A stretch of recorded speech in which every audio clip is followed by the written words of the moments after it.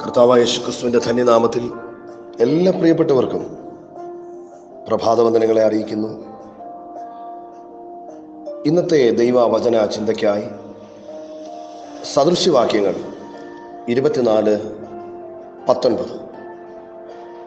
ദുഷ്പ്രവൃത്തിക്കാർ നിമിത്തം മുഷിയരുത്, ദുഷ്ടന്മാരോട് അസൂയപ്പെടുകയും അരുത്.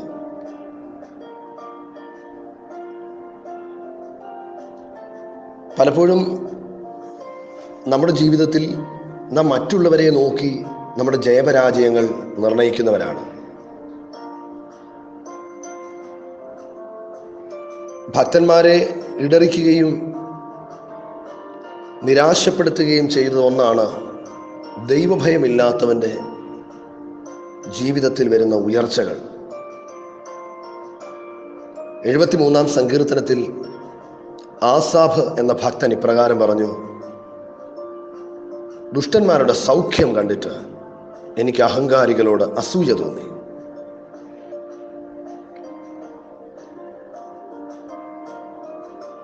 ഞാൻ ദൈവവചനം അനുസരിക്കുന്നു, ഞാൻ വിശ്വാസത്തോടെ ജീവിക്കുന്നു, എൻ്റെ ആത്മീയ കാര്യങ്ങളിലൊന്നും ഞാൻ മുടക്കം വരുത്തുന്നില്ല, എന്നിട്ടും ദൈവഭക്തിയില്ലാത്ത ദുഷ്ടത കൈമറയായി കൊണ്ടു നടക്കുന്ന പലരും അഭിവൃദ്ധി പ്രാപിക്കുന്നത് എന്തുകൊണ്ട് എന്നുള്ള ചോദ്യം പലപ്പോഴും ഭക്തന്മാരുടെ ജീവിതത്തിൽ ഉണ്ടാകാറുണ്ട്.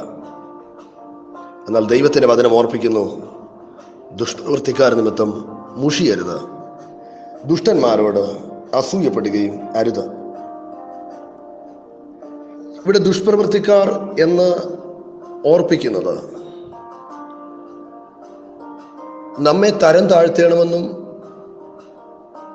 നമ്മെ ഉപദ്രവിക്കണമെന്നും മനഃപൂർവ്വം ആഗ്രഹിച്ചിട്ട് നാളുകളായി അത് ചെയ്യുകയും തുടരുകയും ചെയ്യുന്ന ചിലരെ കുറിച്ചാണ്. എന്നാൽ ഇവിടെ ദൈവത്തിന്റെ വചനം നമ്മെ ഓർപ്പിക്കുന്നു: അവരോട് മുഷിയരുത്. അവർ നിമിത്തവും അഥവാ അവർ ചെയ്യുന്ന പ്രവൃത്തികൾ നിമിത്തവും മുഷിഞ്ഞു പോകരുത്.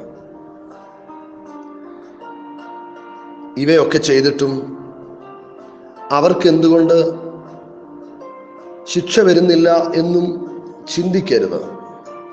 അവർക്ക് ലഭിക്കുന്ന ഉയർച്ചയിൽ അസൂയപ്പെടരുത്.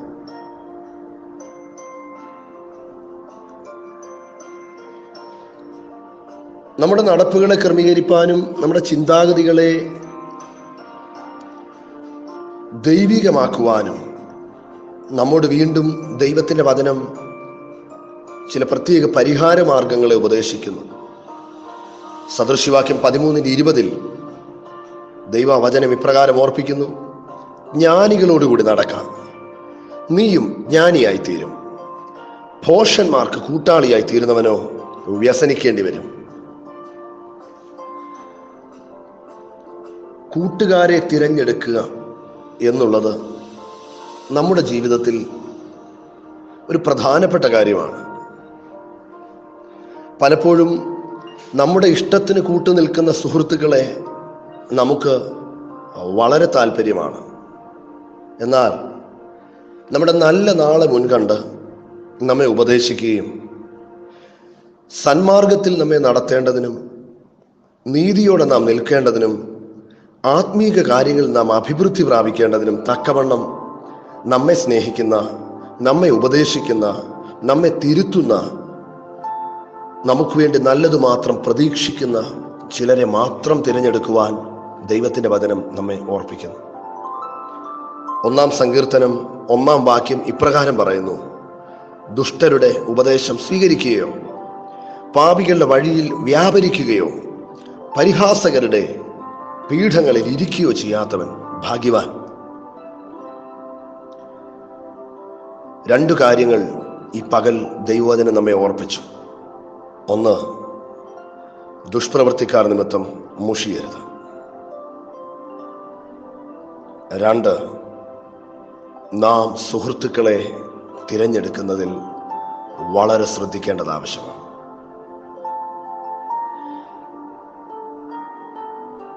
അത് മാനുഷികമായി നമുക്കുള്ള സുഹൃത്ത് ബന്ധങ്ങൾ മാത്രമല്ല, നാം കാണുന്ന കാഴ്ചകൾ, നാം വായിക്കുന്ന പുസ്തകങ്ങൾ, നാം ആയിരിക്കുന്ന സാഹചര്യങ്ങൾ, ഇവയെല്ലാം നമ്മെ സ്വാധീനിക്കുവാൻ കഴിയുന്നത് ആയതുകൊണ്ട്